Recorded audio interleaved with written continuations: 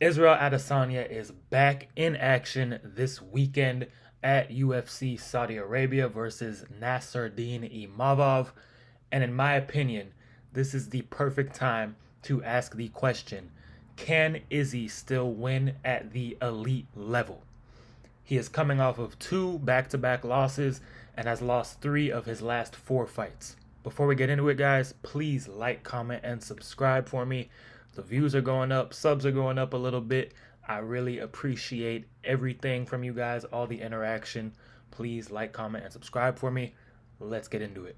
Okay, guys, with this weekend's fights, I think one of the biggest storylines there is this is a fork in the road fight for both of these guys in the main event.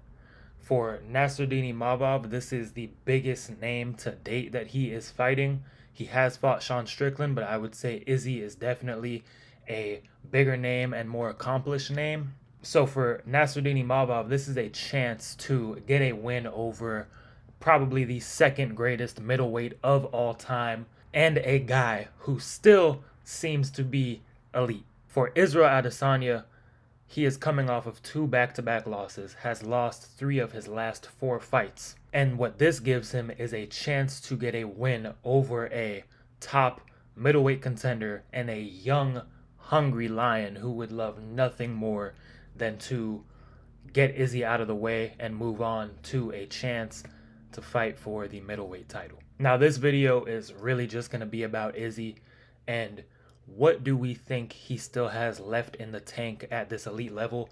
I believe, obviously, Izzy can get wins over top 15 and top 10 guys, but can he still compete and win in that top 5 area? From a mental aspect, Izzy has done everything there's to do in this game, pretty much. What is there? What dragon is he chasing? You know, what motivates him to get up and go through these hard camps and still get in there and fight when he's done everything there is to do?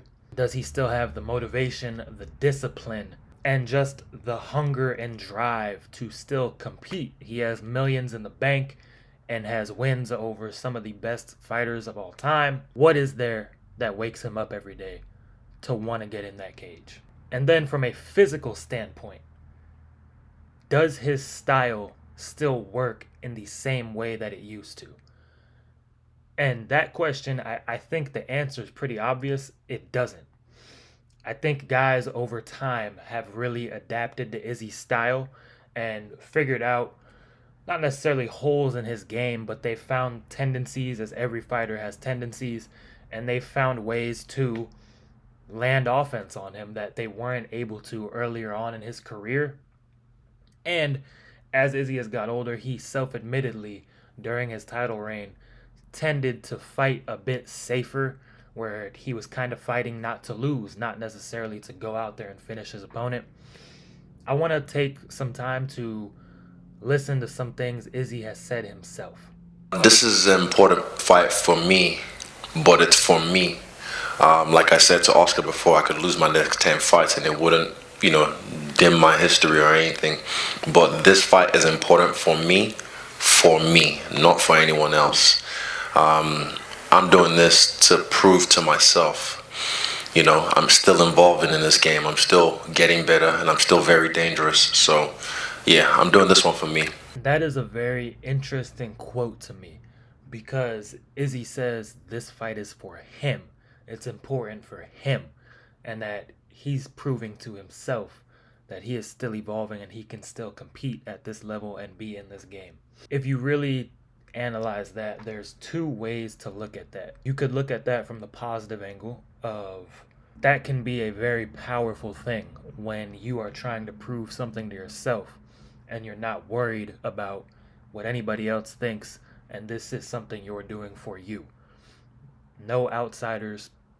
This is truly something that you want to achieve and accomplish for yourself. The negative way to look at that, in my opinion, would be, what else is there to prove to yourself? Why do you still have to prove anything to yourself? You've accomplished so much. Do you truly feel like you have to prove anything to yourself? Or is this just a new idea that you've had to create to find some more motivation?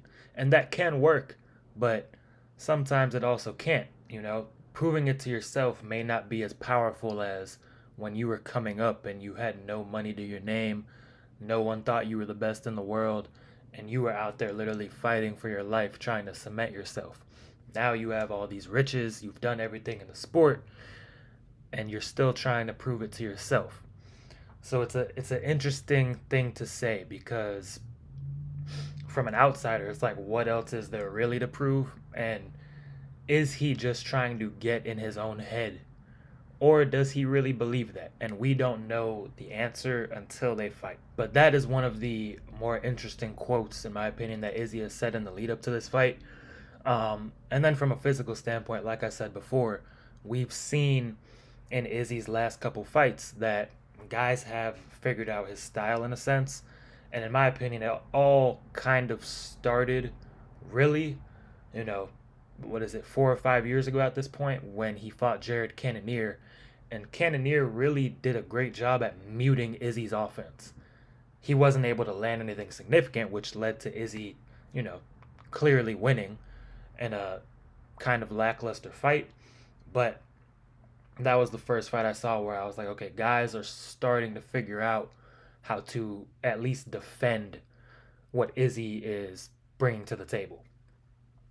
Then, as we saw in the was the Alex, I think the Alex fight was next. Obviously, you can't really base too much off of that because those guys had a long history, and Alex was an elite kickboxer in his own right. But Alex was also able to pressure Izzy against the cage and find his chin and finish their first fight. Izzy comes back, knocks Alex out. But in Izzy's very next fight, we saw Strickland implement. Obviously, they are very different, Poatan and Strickland. But Strickland realized if you back Izzy up, get him behind the black line in the octagon with his back up against the cage constantly, he can't really throw too much off of his back foot in a sense. When you're constantly pressuring him and getting inside boxing range, it limits a lot of his offense because Izzy loves to be at kicking range, keep you on the outside, leg kick you, body kick you, mix it up, go to the head. Like Izzy loves to stay at a long distance where he can pick you apart. But if you break that distance and get inside on him and push his back against the cage, you have a lot better chance of winning the fight than we see in the DDP fight. Izzy actually looked very good up until he got finished. I think that fight was uh, 2-1 in either direction, but each round was very close. And Izzy looked great. That was the most output he has had in a long time up until he got finished. But then again, we saw guys started to figure out Izzy's defense. And if you just keep pressing him, you may be able to get through. DDP gets through with a big shot. Izzy stumbles, DDP gets his back. Another pattern of Izzy having his back against the cage and a guy finding a shot on him leading to a finish. So I don't think there's an argument. Guys have definitely started to physically figure Izzy out. But to me, this really comes down to, does Izzy still want to do this? And we have to find that out on Saturday night.